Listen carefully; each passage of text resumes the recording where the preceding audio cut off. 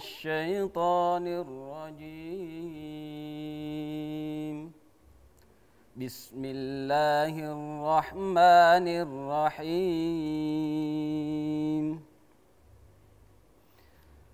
أحل لكم ليلة الصيام الرفث إلى نسائكم هن لباس لكم وأنتم لباس لهن علم الله أنكم كنتم تختانون أنفسكم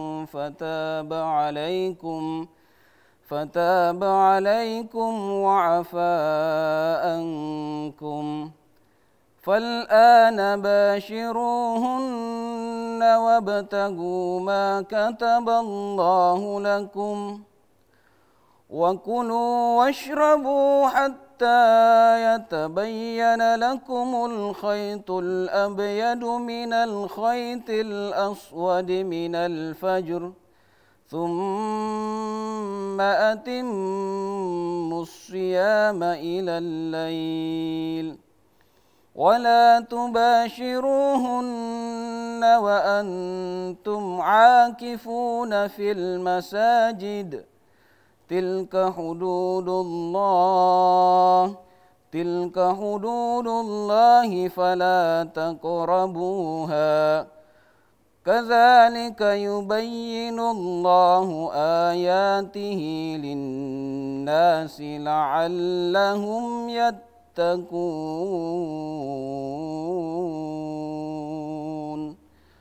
صدق الله العظيم. Bismillahirrahmanirrahim. Assalamualaikum warahmatullahi wabarakatuh. Alhamdulillahi rabbil alamin. A'addal jannata liman ittaqa wa a'addan nara liman asah.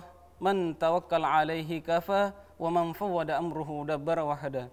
Asyhadu an la ilaha illallah wahdahu la syarikalah wa asyhadu anna sayyidina Muhammad wa ala alihi wa ashabihi ajma'in. Amma ba'd. Pemirsa, jumpa lagi dalam program Mengharap Ridhomu. Alhamdulillah wa syukurillah. Tak terasa pemirsa, kita sudah berada di hari ke-21 bulan suci Ramadan 1442 Hijriah. Dan tentunya di akhir 10 terakhir bulan suci Ramadan ini, kita diperintahkan atau disunnahkan untuk beriktikaf di masjid selama bulan suci 10 terakhir di bulan suci Ramadan. Nah, pemirsa, berbicara berkaitan dengan iktikaf, ya, tadi kita telah dengarkan bersama bacaan surah Al-Baqarah ayat 187. Nah, di ayat ini menyinggung terkait dengan iktikaf. Seperti apa sih iktikaf dalam Al-Qur'an? Insyaallah, alhamdulillah telah hadir di studio narasumber bersama kita Ustadz Al-Habib Salim Al-Jufri, insyaallah, yang akan menemani saya, yang akan membahas dan mengkaji lebih dalam apa sih sebenarnya makna iktikaf dalam Al-Quran, kaitannya dengan bacaan surah Al-Baqarah ayat 187. Oke, kita sapa dulu beliau. Assalamualaikum Ustaz. Waalaikumsalam warahmatullahi wabarakatuh. Sehat Ustaz? Alhamdulillah ya. Sehat, tak terasa kita berjumpa lagi di hari ke-21 Ramadan. Alhamdulillah. Insyaallah. Puasa lancar Ustaz ya? Alhamdulillah. Alhamdulillah. Baik nih Ustaz, terkait dengan tema yang kita akan kaji bersama, ya hari ini insyaallah berkaitan dengan iktikaf. Iktikaf di masjid. Iktikaf seperti apa sih sebenarnya iktikaf dalam Al-Quran Ustaz? Ya. Kaitannya dengan ayat yang disinggung dalam surah Al-Baqarah ayat 187. Silakan Ustaz. Bismillahirrahmanirrahim. Alhamdulillah wassalatu wassalamu ala Rasulillah wa ala alihi washabbihi wa wala. Subhanaka la ilma lana illa ma 'allamtana innaka antal alimul hakim. Rabbi shrah li sadri wa yassir li amri wahlul 'uqdatam min lisani yafqahu qawli. Wahdi qalbi wa saddid lisani bihaqqi sayyidi wa habibi Muhammadin sallallahu alaihi wasallam. Pemirsa TVRI dimanapun Anda berada, alhamdulillah tak terasa kita sudah berada di 10 terakhir di bulan suci Ramadan yang penuh berkah 1442 Hijriah. Mudah-mudahan Ramadan kita dari 10 hari pertama, kedua, dan insya Allah Allah subhanahu wa ta'ala tetap jaga keimanan kita. Amin. Diberikan keistiqomahan sehingga keluar bulan suci Ramadan kita masih dalam keadaan taat, dalam keadaan istiqamah, dalam keadaan mendapatkan hadiah yang besar dari Allah Subhanahu wa taala karena sukses di bulan suci Ramadan. Jamaah sekalian, ayat yang sungguh luar biasa yang menjelaskan tentang i'tikaf di dalamnya, menjelaskan tentang halalnya seorang suami berhubungan dengan istrinya pada malam hari di bulan suci Ramadan. Di sini dikatakan, a'udzubillahi minasyaitonir rajim, uhilla lakum lailatas siyamir rafatu ila nisaikum. Dihalalkan bagimu untuk pada malam hari ya bercampur dengan istrimu. Jadi boleh bercampur, berhubungan badan ya dengan istri yang halal pastinya ya. Soalnya ada istri yang haram juga ini ya. Bahaya kalau istri yang haram. Istri tetangga misalnya haram, tidak boleh. Ya kan? Istri yang halal kemudian berhubungan di malam hari ketika di bulan suci Ramadan, maka itu dibolehkan. Ini sebenarnya sudah mendapatkan rahmat dari Allah. Dulunya ketika puasa ini diperintahkan kepada umat Nabi Muhammad, itu malam hari tidak boleh. Ya, setiap sepanjang bulan suci Ramadan tidak boleh kita berhubungan badan dengan istri. Sebelumnya Ustaz ya? Sebelumnya. Tapi subhanallah, rahmat kasih sayangnya Allah, berkat baginda Nabi Muhammad SAW, umat rahmat, umat yang sangat disayang oleh Allah Subhanahu wa taala, maka kita mendapatkan penawaran khusus, mendapatkan rahmat khusus dari Allah Subhanahu wa taala. Jadi halal bagimu pada malam hari puasa bercampur dengan istrimu. Hillalakum lailatus siyami rafatu ila nisaikum. Ya, karena berat bagi para sahabat tatkala itu ketika pada malam hari ya syahwat mereka ada, kemudian mereka tidak bisa menghilangkan syahwat mereka kecuali dengan istri mereka. Maka Allah Subhanahu wa taala dengan rahmatnya mengizinkan dan membolehkan hal tersebut. Hunna libasul lakum. Nah, ini penting sekali ya. Mereka adalah pakaian bagimu kata Allah. Hunna si istri adalah pakaian bagi suami. Wa antum libasul lahun. Dan kalian wahai laki-laki, wahai suami adalah pakaian bagi istri kalian. Nah, ini luar biasa ya. Hunna libasul lakum wa antum libasul lahun. Ini menjelaskan tentang seorang suami adalah pakaian istri. Di situ kata para ulama, boleh apa saja kita lakukan kepada istri kita selama itu tidak diminta maaf di lubang dubur. Semuanya halal. Semuanya menjadi halal. Ibarat pakaian itu kan ya yang kita pakai. Artinya yang kita pakai pakaian itu ya dari kepala, hiasan pakaian maksudnya dari kepala sampai ujung kaki. Jadi suami itu pakaian kita, ya dari istrinya. Begitu juga si istri adalah pakaian suaminya. Jadi pakaian maksudnya dari kepala sampai kaki itu sudah menjadi halal. Tidak ada yang haram. Yang haram kecuali lubang dubur. Itu yang disampaikan oleh para ulama. Di situ dikatakan alimallahu annakum kuntum takhtanuna anfusakum fataba alaikum wa afa ankum. Ya. Allah Subhanahu wa taala mengetahui bahwa kamu tidak dapat menahan dirimu. Ya, tidak dapat menahan dirimu sendiri. Maka yang tadi saya sampaikan akhirnya Allah Subhanahu wa taala memberikan izin. Ya, tetapi Allah Subhanahu wa taala menerima tobatmu dan memaafkan kesalahanmu. Itu yang Allah Subhanahu wa taala sebutkan. Fal'ana bashiruhunna wabtaghu ma kataballahu lakum.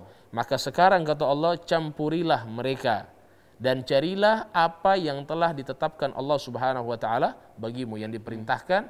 Kita cari rahmat Allah, kita cari pahala yang besar dari Allah Subhanahu wa taala. Maka ini yang disebutkan wa kulu washrabu.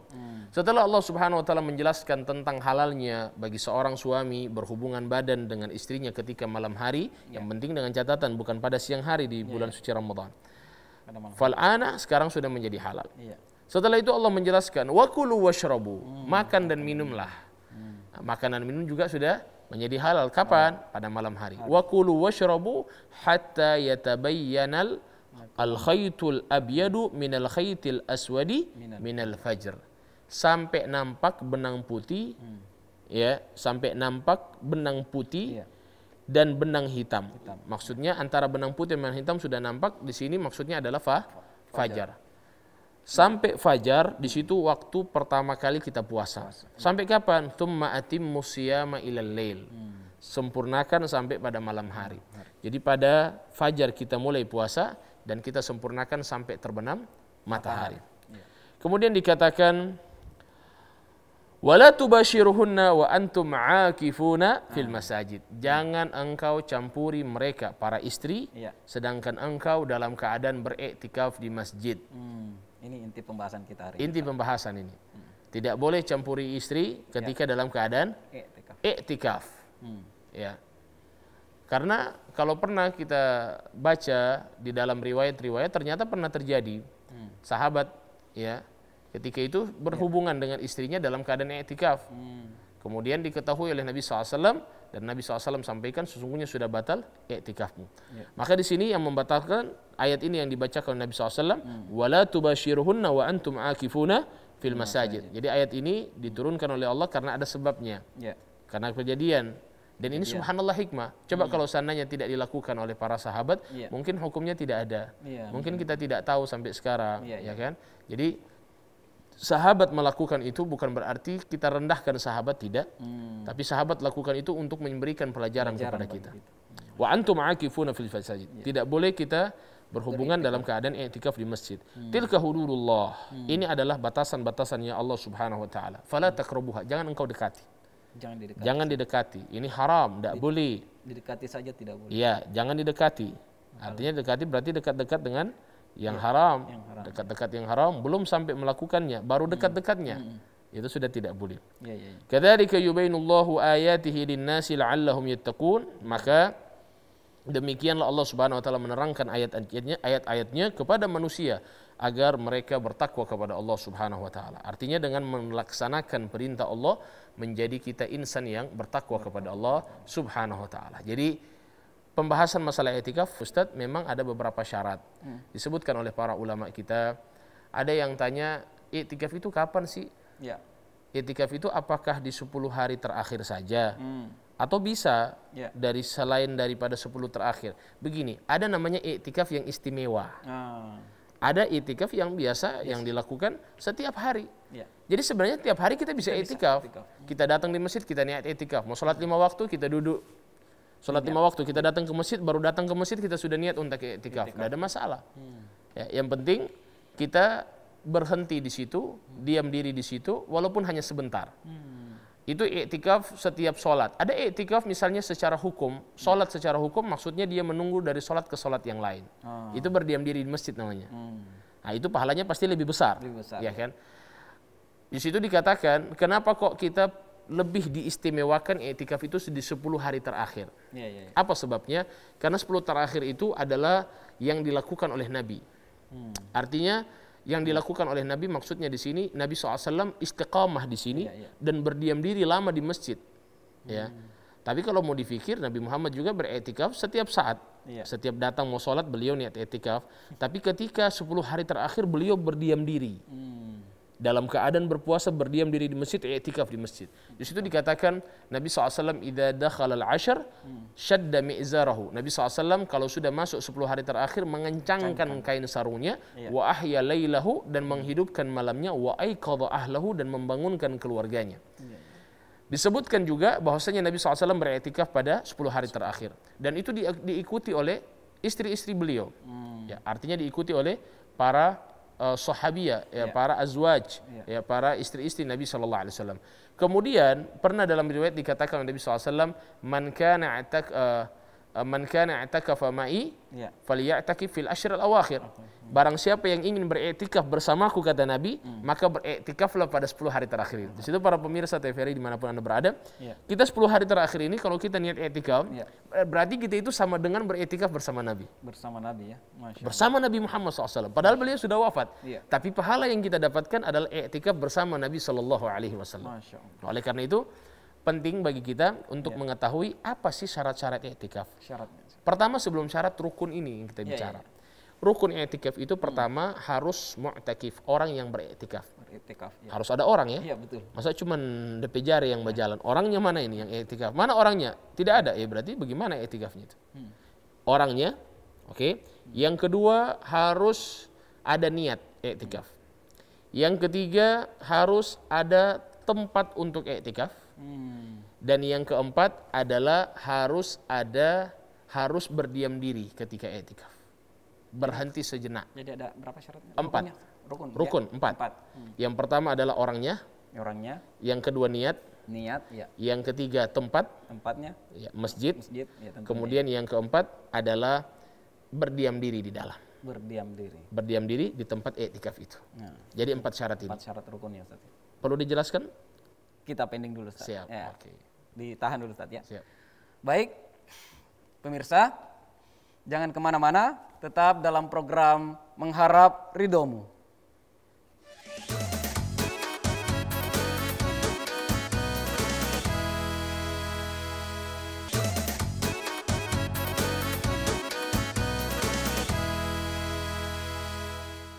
Baik pemirsa, terima kasih tetap setia bersama kami. Kembali lagi dalam program Mengharap Ridhomu. Nah, kembali lagi nih Ustadz. Ya, tadi sudah disebutkan rukun daripada i'tikaf itu. Yang pertama, orangnya, ada orangnya. Terus tempat, niat. Ya, tempat. Kemudian dan berdiam diri. Berdiam, ya. Seperti apa penjelasannya Ustadz? Ya, Silakan. pertama adalah orang dulu. Ya. Jadi harus ada orangnya dulu Ustaz, ya. Iya. Karena enggak mungkin dia i'tikaf tapi orangnya mana ini orangnya? Harus ada orangnya kan? Enggak mungkin dia pakai hati. Saya i'tikaf di masjid. Cuma dia di rumah ini. Di mana ini? Nah, jadi harus ada orangnya di situ, di masjid tempat dia i'tikaf. Kemudian yang kedua harus niat. Ya, dan ini adalah termasuk rukun ya. Karena disebutkan oleh Nabi SAW, innamal a'mal binniyat. Semua amal itu dengan niat. Ya, apa sebabnya harus niat? Karena supaya dibedakan mana ibadah, mana kebiasaan. Orang yang datang ke masjid niat untuk ya ngobrol-ngobrol aja dengan niat i'tikaf beda atau tidak? Beda pastinya kan. Justru itu niat itu penting. Ya, bukan harus orang yang datang 10 hari terakhir di masjid kita katakan i'tikaf, belum tentu. Harus niat dulu dia. Mungkin dia datang cuma duduk-duduk. Enggak ada niat untuk i'tikaf, cuma ingin berbaring-baring di masjid misalnya. Enggak ada niat i'tikaf. Ya kan? Jadi niat ini fungsinya adalah tufarriqu bainal 'ada wal ibadah. Membedakan mana kebiasaan, mana ibadah kepada Allah Subhanahu wa taala. Jadi rukun yang kedua adalah niat. Yang ketiga harus masjid. Di sini syaratnya masjid maksudnya tidak boleh kita musola. Musola tidak disebut masjid. Bahkan kata para ulama mensyaratkan jami'. Ya, mungkin di Indonesia ini beda dengan di Timur Tengah ya. Kalau Timur Tengah itu kan kita ketahui bersama, jami' itu adalah tempat yang dilaksanakan sholat Jumat. Sholat Jumat. Berarti kalau tidak dipakai sholat Jumat. Tidak dipakai sholat Jumat disebut dengan masjid. Masjid, ya. Ada sholat 5 waktunya, masjid jami' ada sholat 5 waktu, masjid ada sholat jami' ada sholat 5 waktu, masjid juga sholat 5 waktu. Tapi di masjid itu, ya di masjid di jami' itu ada sholat Jumatnya. Sedangkan di masjid tidak ada sholat Jumatnya. Itu kalau di Timur Tengah. Di situ mereka mensyaratkan, ulama ada sebagian mensyaratkan harus di jami'. Tapi sebagian ulama mengatakan tidak apa-apa di masjid. Ya, yang penting bukan musola. Ya, masjid yang penting bukan musola. Apa itu musola? Musola di sini bukan berarti begini ya. Kita harus mengerti dulu apa itu masjid. Apa itu masjid? Masjid itu adalah tempat yang diwakafkan untuk ibadah di dalamnya, ibadah sholat. Maka itu disebut dengan masjid. Ya, itu disebut dengan masjid. Walaupun namanya musola, walaupun namanya langgar. Walaupun namanya surau. Ini kan kalau di Jawa ya. Jadi kalau seandainya ada di kantor-kantor, terkadang di kantor itu bangunan yang dipakai oleh kantor adalah bangunan sewa. Mereka bangun masjid, bangun musola. Apakah musola atau masjid yang dibangun di kantor itu termasuk masjid? Sesuai hukum? Tunggu dulu. Diwakafkan atau tidak? Ternyata tidak diwakafkan. Kenapa? Karena hanya sewa bangunannya, tanahnya hanya disewa, bangunannya dibangun di atas tanah yang disewa. Berarti itu tidak diwakafkan. Karena suatu saat pasti dibongkar juga kan kalau habis kontraknya, ya kan? Berarti itu tidak disebut dengan masjid, tapi itu disebut dengan hukum bisa tempat ibadah, tapi tidak ada tahiyatul masjid di situ. Dan itu tidak boleh i'tikaf di situ. Misalnya ada kantor yang tidak diwakafkan masjidnya. Ya cuma dibikin begitu tapi tidak diwakafkan. Jadi boleh enggak kita i'tikaf di situ? Enggak boleh karena itu tidak disebut dengan masjid secara hukum. Walaupun namanya masjid. Ya, walaupun namanya musola, tetap dia tidak dihukumi. Tapi kalau seandainya sudah diwakafkan untuk ibadah di dalamnya, selagi itu sudah diwakafkan, walaupun namanya musola, bisa kita i'tikaf. Bisa i'tikaf. Bisa dipahami, Ustaz ya? Ya. Insyaallah pemirsa juga memahami apa yang dijelaskan tadi. Jadi itu maksud daripada tempat. Tempat, ya. Ya, tempatnya. Kemudian yang keempat adalah harus dia berdiam diri, walaupun sebentar. Sebentar tadi. Tidak harus berdiam diri sejam. Tidak harus berdiam diri sampai 1 hari, tidak harus. Tidak harus dia nginap di dalam, tidak harus. Jadi sesuai dengan keinginan dia. Iya. Tapi sesuai dengan keinginan, semakin lama ya semakin besar pahalanya pastinya ya. Iya. Ada orang yang niat hanya misalnya sejam. Iya. Saya niat i'tikaf di masjid ini 1 jam. Ya sudah, 1 jam dia berdiam diri, setelah selesai dia keluar. Berdiam diri tanpa melakukan apa, Ustaz? Ya kalau dia ingin lakukan ibadah bagus. Lebih bagus lagi. Tapi kalau seandainya dia cuma berdiam diri, tidak ada masalah. Oh, tetap sudah sah terhitung. i'tikafnya. Iya. Karena syaratnya berdiam diri, tidak harus berzikir, tidak harus baca Quran, tidak harus. Bahkan kalau dia tidur pun tidak ada masalah. Iya. Penting dia niat Betul. i'tikaf. Iya. Ya, tapi kalau dia baca Quran lebih luar biasa, lagi, ya. karena dia tidak mau menyanyiakan waktu Ramadan ini yang tinggal Ramadan. 10 hari terakhir kita sekarang ini. Iya. Nah, oleh sebab itu memang berdiam diri cukup, walaupun hanya sebentar. Bahkan kata para ulama, bisa jadi dia masuk dari pintu depan, keluar dari pintu belakang, itu sudah dihitung i'tikaf kalau memang dia sudah niat ketika masuk. Masuk langsung keluar misalnya. Iya. Itu sudah dihitung i'tikaf, yang penting dia niat. Itu maksud daripada sebentar. Nah, jadi 4 syarat ini atau 4 rukun ini harus terpenuhi. Orangnya, niat i'tikafnya, tempatnya berada di masjid ya, yang sudah diwakafkan untuk jadi ibadah tempat sholat, dan yang keempat adalah berdiam diri selama beriktikaf walaupun hanya sebentar. Masya Allah. Jadi itu 4 syaratnya, Ustaz. Wallahu a'lam. Baik, Ustaz, berbicara terkait dengan i'tikaf. Nah, ini juga untuk ada pertanyaan-pertanyaan dari masyarakat yang sebenarnya harus ya kita jawab, Ustaz. Nah, ini ada pertanyaan dari masyarakat Gorontalo. Ini ada dari video pertanyaan dari Ibu Ufi. Ya, dari Ibu Ufi di Perum Mispalah. Ya. Untuk video pertanyaannya kita simak berikut videonya, Ustaz. Assalamualaikum warahmatullahi wabarakatuh. Ustaz, terima kasih. Saya Ibu Ufi dari Perubahan Mispalah. Saya ingin bertanya, di bulan Ramadan ini bolehkah kita sebagai perempuan i'tikaf di dalam masjid? Nah, kalau boleh atau kalau tidak boleh, alasannya seperti apa? Terima kasih Ustaz, mohon jawabannya. Assalamualaikum. Nah, ini pertanyaan dari Ibu Ufi di Perum Mispalah. Ya, kaitannya dengan bolehkah sebenarnya perempuan i'tikaf di dalam masjid, Ustaz? Ya, seperti apa penjelasannya, Ustaz? Baik. Jadi perempuan itu boleh tidak i'tikaf di masjid? Iya. Sebenarnya kalau bicara hukum boleh-boleh saja. Tapi di sini harus ada syaratnya. Ya, apa itu, Ustaz? Dia harus terjaga dari fitnah. Fitnah di sini maksudnya jangan sampai auratnya kelihatan. Ya. Jangan sampai auratnya kelihatan, jangan sampai jarak antara laki-laki dan perempuan berdekatan.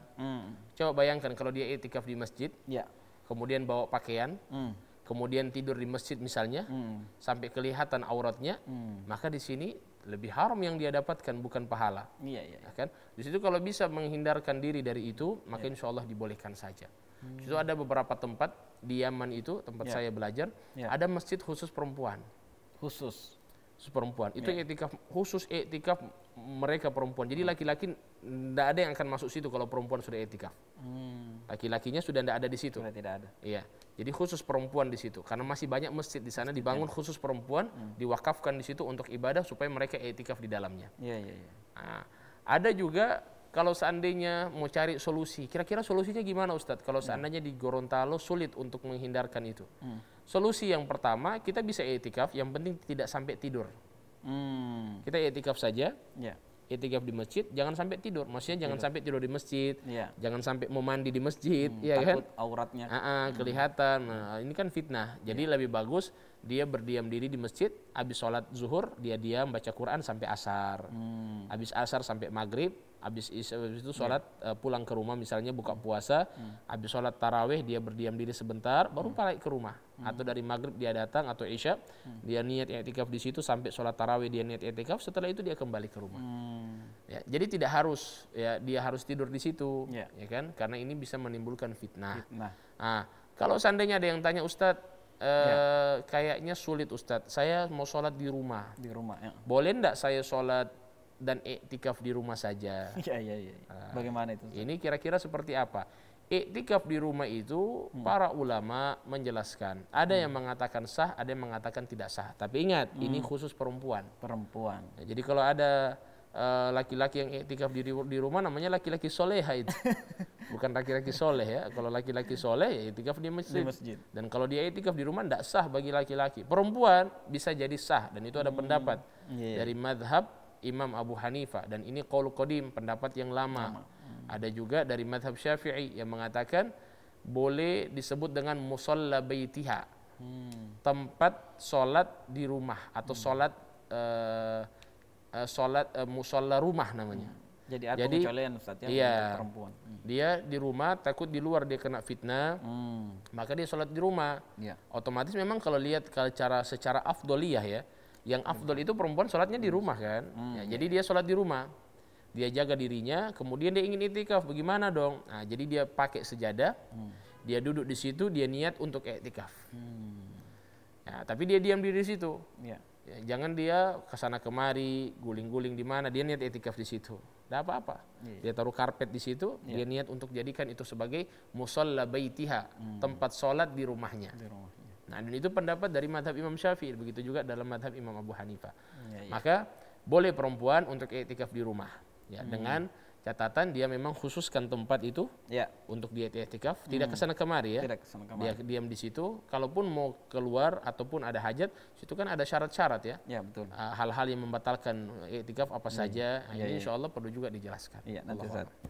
Baik Ustaz, jadi sudah terjawab pertanyaan dari Ibu Ufi di Perum Misfala. Baik Ustadz, ini ada pertanyaan kedua, video pertanyaan dari saudara Oni di Kota Selatan. Ya, untuk video pertanyaannya kita simak video berikut ini. Silakan Ustadz.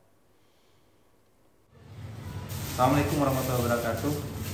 Saya Oni dari Kota Selatan mau bertanya kepada Ustadz, bolehkah berhubungan suami istri bagi orang yang beriktikaf di malam bulan Ramadan? Mohon jawabannya Ustadz. Assalamualaikum warahmatullahi wabarakatuh. Ini pertanyaan menarik nih Ustadz. Ya, dari saudara Oni di Kota Selatan. Ya, bolehkah sebenarnya berhubungan suami istri bagi orang yang beriktikaf di malam bulan suci Ramadan Ustadz?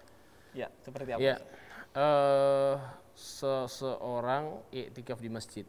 Kemudian malam harinya dia masih iktikaf. Belum selesai iktikafnya. Akhirnya dia jima, hubungan badan dengan istrinya, apakah sah? Ya, seperti itu kira-kira pertanyaan. Maka di sini hukumnya batal iktikafnya. Iktikafnya batal.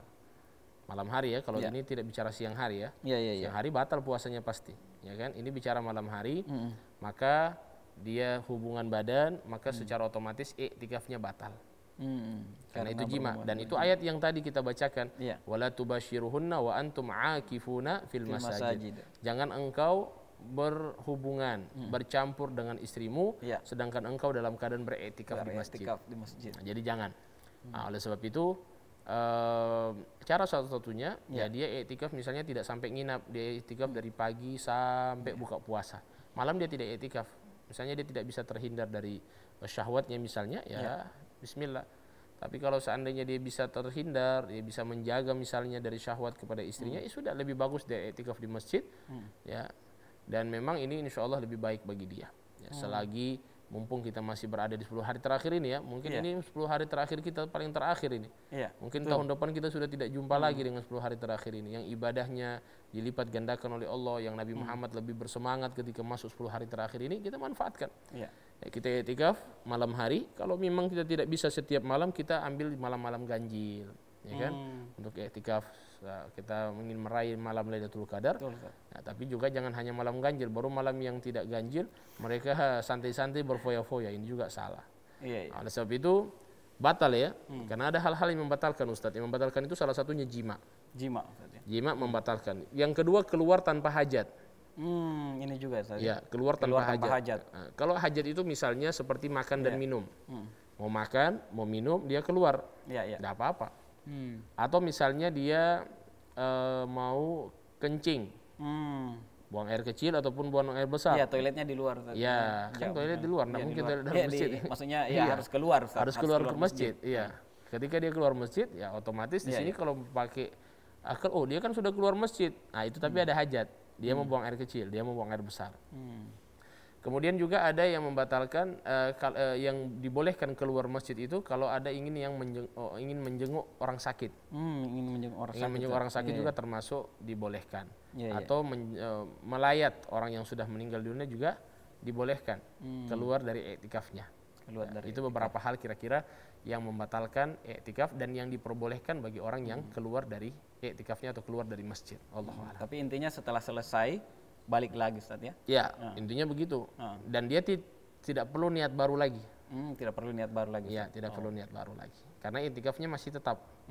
Tak perlu lagi dia niat iktikaf baru. Karena dia keluar tadi itu ada hajat. Kembalinya dia pun tidak perlu dia mengulang lagi niatnya dia karena dia masih dalam keadaan beriktikaf. Baik. Jadi pertanyaan dari saudara Oni di Kota Selatan, ya jadi berhubungan suami istri bagi orang yang beriktikaf di malam Ramadan itu batal. Iktikafnya ya? Iktikafnya. Iya. Walaupun misalnya dia jimaknya di masjid. Oh begitu, Ustaz? Iya. Apakah halal orang jima di masjid? Suami istri ya? Iya. Tidak ada masalah. Ya, tidak ada masalah. Hukumnya tidak sampai ke haram, tapi hukumnya bisa sampai ke makruh. Tidak sampai ke haram karena pernah terjadi dalam riwayat terjadi di masjid. Ya, terjadi di masjid dan itu tidak menjadi hukum yang haram tapi batal iktikafnya. Padahal dia dalam masjid kan, tidak keluar rumah ya, tidak keluar dari masjid untuk ke rumah misalnya jumpa dengan istrinya, tidak.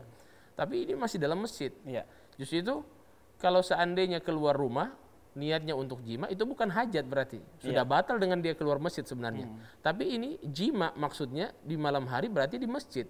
Masih dalam keadaan iktikaf kemudian dia jima istrinya di dalam masjid, batal tetap. Tetap batal walaupun dia masih berada di dalam masjid. Baik, Ustaz, semakin menarik pembahasan terkait dengan iktikaf. Namun ini juga terkadang ada saya dengar riwayat bahwasanya ketika justru malah 10 terakhir ini, Ustaz, kita seharusnya lebih meningkatkan ibadah. Justru Rasulullah SAW itu menjauhi istrinya agar supaya tidak terjadi. Untuk itu ditahan dulu, Ustaz, penjelasannya. Oke. Baik, pemirsa jangan kemana-mana, tetap dalam program Mengharap Ridhomu.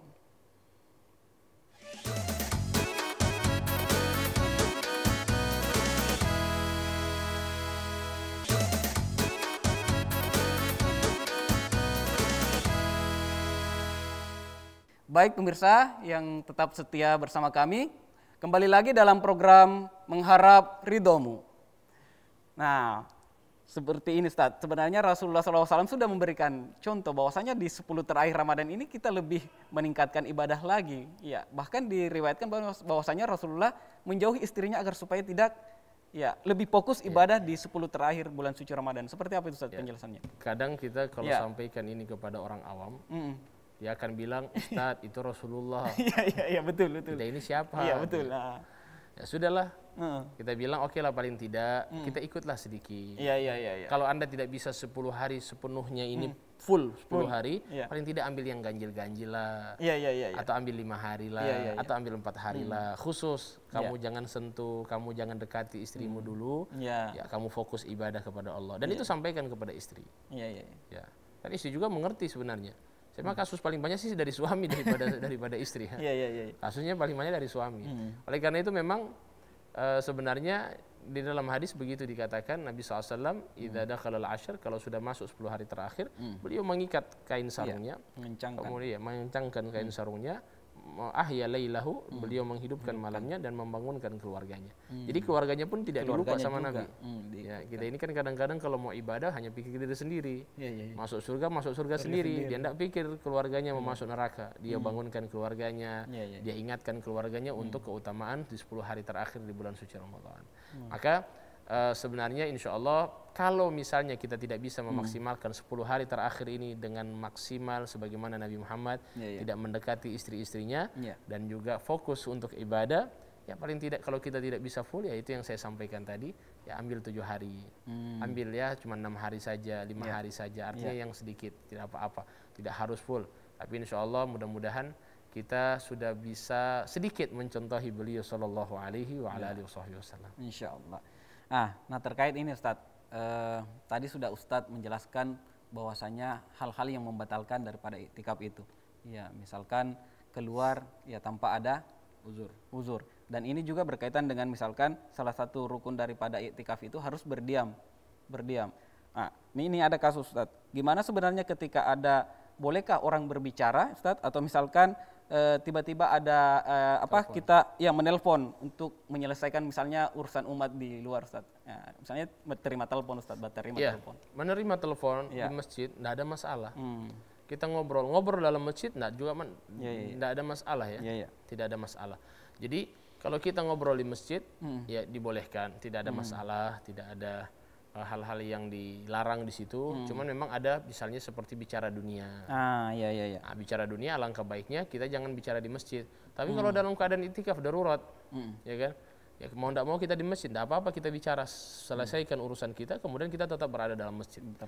Tidak perlu dia keluar ya. Tidak perlu dia keluar, karena itu bukan termasuk uzur. Ya, betul. Dia bukan termasuk sesuatu yang biasanya hajat. Kan ada telepon dia ada keluar. Ya, harus keluar. Biarkan di masjid ngobrol dengan suara yang pelan.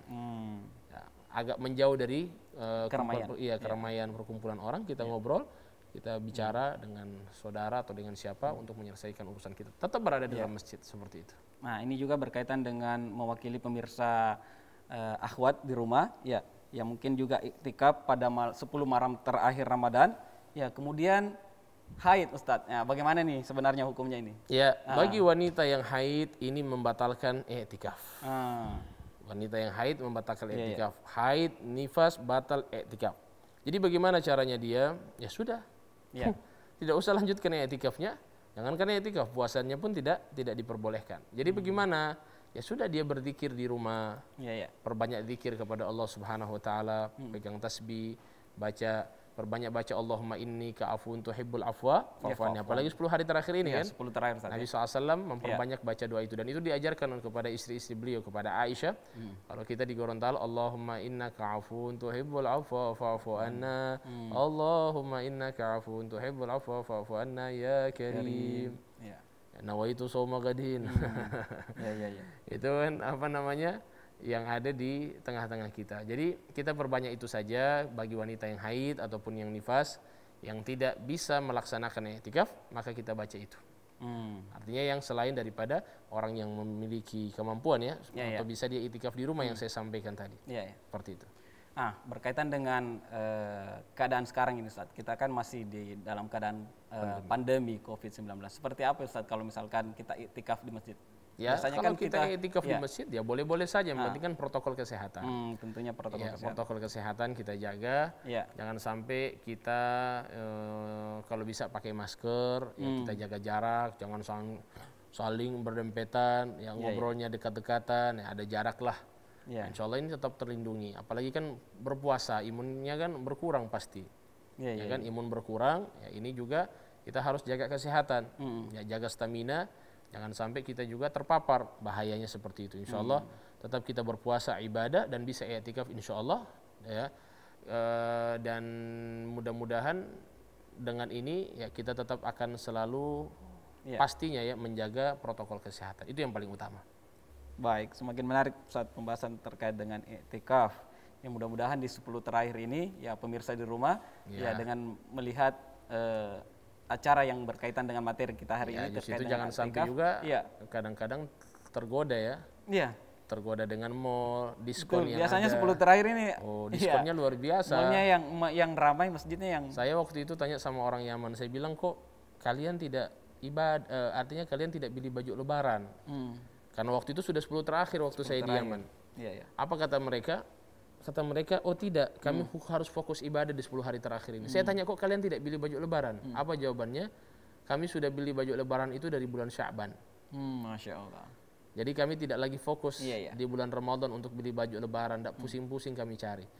Nah, waktu itu saya pernah sampaikan ke satu ibu-ibu, apa dia bilang, Ustadz, cuma DP diskon paling banyak di bulan Ramadan, bukan di bulan Sya'ban. Oh, ini juga ini pencari bisa diskon jawab ini kita. Gimana ini kalau begini, ibu-ibu yang kepengen diskon. Pencari diskon. Kan pencari diskon, ibu emak-emak garis keras itu. Allahu a'lam. Wah, menarik sekali ya Ustadz pembahasan kita terkait dengan iktikaf. Ya, sebenarnya masih banyak sesuatu yang kita ingin gali ya, yang ingin kita bahas kaitannya dengan iktikaf ya, sama dengan kebiasaan apa kesibukan-kesibukan akhir-akhir ini masyarakat di ya terkait dengan di akhir bulan suci Ramadan. Ya, mereka lebih sibuk dunianya dibanding ya akhiratnya, dan tentunya di 10 terakhir Ramadan ini. Untuk itu di penghujung akhir acara ini Ustaz, silahkan sedikit memberikan kesimpulan atau closing statementnya. Silakan Ustaz, dilanjutkan dengan doa. Jadi banyak orang yang mengira bahwasannya Lailatul Qadar itu harus diraih dengan i'tikaf. Banyak orang yang mengira seperti itu, padahal tidak demikian juga. Artinya tidak harus. Ya, cuman potensi untuk mendapatkan Lailatul Qadar itu dengan i'tikaf. Potensi untuk mendapatkan Lailatul Qadar itu dengan i'tikaf. Dia memang bukan sebagai keharusan. Orang mendapatkan Lailatul Qadar itu dengan i'tikaf, tapi potensi untuk mendapatkan Lailatul Qadar itu dengan i'tikaf. Jadi orang yang berpikir Lailatul Qadar itu ada orang putih, baju putih datang, rambut panjang, rambut putih semuanya, pakai jubah, oh Lailatul Qadar ini. Ya, sama dengan waktu itu kawan saya lagi i'tikaf di masjid, tiba-tiba dia tidur. Sudah jam 2 malam, ternyata kawan saya juga datang di samping dia. Tapi dalam keadaan duduk, pakai baju hitam. Pakai baju putih waktu itu, baju putih, kopiah putih. Serba putih. Tiba-tiba ini waktu itu mati lampu di masjid, gelap. Tiba-tiba dia bangun jam 2, dia lihat di samping di belakangnya dia ini, ya Allah, ada orang pakai baju putih yang menutupi wajahnya dengan kain surban. Langsung ini kawan saya bilang, ya Allah, Lailatul Qadar ini. Lailatul Qadar ini. Ternyata ketika dibuka, ya Allah, cuman ente. Saya pikir Lailatul Qadar dari tadi. Sudah diharapkan Lailatul Qadar, ternyata bukan dia. Ternyata kawannya dia yang datang itu. Bukan Lailatul Qadar. Jadi Lailatul Qadar itu bukan orang tua yang datang pakai baju putih, tidak. Lailatul Qadar itu ada tanda-tandanya. Itu hatinya tenang ketika malam itu, udara yang tidak terlalu panas, tidak terlalu dingin pada malam harinya. Ya, kemudian juga kita hati kita itu lebih senang menangis. Nah, itu tanda-tanda daripada malam itu adalah malam Lailatul Qadar. Oleh karena itu insyaallah dengan i'tikaf insyaallah potensi kita untuk mendapatkan Lailatul Qadar lebih besar, dan bukan berarti hanya i'tikaf saja yang bisa mendapatkan Lailatul Qadar, tapi itu potensinya sangat besar. Insyaallah barokah, dan kita semua insyaallah diberkahi oleh Allah Subhanahu wa taala senantiasa beribadah, beriktikaf, menghidupkan malam-malam di 10 hari terakhir ini sampai keluar dari bulan suci Ramadan kita dalam keadaan istiqamah, dalam keadaan taat, hati kita bersih, dan insyaallah dosa-dosa kita diampuni Allah Subhanahu wa taala. Amin ya rabbal alamin. Allahumma inna nas'aluka taufiq wal ridha wal istiqamata ya rabbal alamin. Allahumma inna nas'aluka ma sa'alaka minhu 'abduk wa nabiyyuk Muhammadun sallallahu alaihi wasallam wa ibadukas salihun, wa na'udzu bika mimma ista'adzaka minhu 'abduk wa nabiyyuk Muhammadun sallallahu alaihi wasallam wa ibadukas salihun wa antal musta'an wa 'alaikal balagh wa la haula wa la quwwata illa billahil 'aliyyil 'azim. Rabbana atina fid dunya hasanah wa fil akhirati hasanah wa qina adzaban nar. Sallallahu ala sayyidina Muhammadin wa ala alihi washabbihi wasallam. Alhamdulillahi rabbil alamin. Amin amin ya rabbal alamin. Alhamdulillah. Akhirnya kita di penghujung acara Ustaz. Ya, terima kasih Ustaz atas kesediaannya. Terima kasih banyak. Dan tentunya ilmu yang disampaikan, jazakallah khair. Insyaallah. Sehat selalu Ustaz. Insyaallah di 10 terakhir Ramadan ini kita tingkatkan ibadah tentunya Ustaz, dan insyaallah dengan puasa yang lancar insyaallah Ustaz. Dan semoga apa yang disampaikan oleh Ustaz bermanfaat bagi kita semua, amin ya rabbal alamin. Dan insyaallah kita akan berjumpa kembali Ustaz dengan tema yang menarik tentunya Ustaz. Dan untuk pemirsa di rumah, selamat menantikan buka puasa. Berbukalah dengan yang manis-manis dan jangan berlebihan. Ingat, jaga kesehatan. Insyaallah di 10 terakhir ini mari kita tingkatkan dan maksimalkan ibadah kita ya dengan beriktikaf dan tentunya memohon ampun kepada Allah Subhanahu wa taala. Mudah-mudahan puasa kita diterima di sisi Allah Subhanahu wa taala. Amin amin ya rabbal alamin. Akhirul kalam, subhanakallahumma wa bihamdik, asyhadu an la ilaha illa anta, nastaghfiruka wa natubu ilaik. Wafaqanillahu wa iyyakum ila thariqil khair. Wassalamualaikum warahmatullahi wabarakatuh.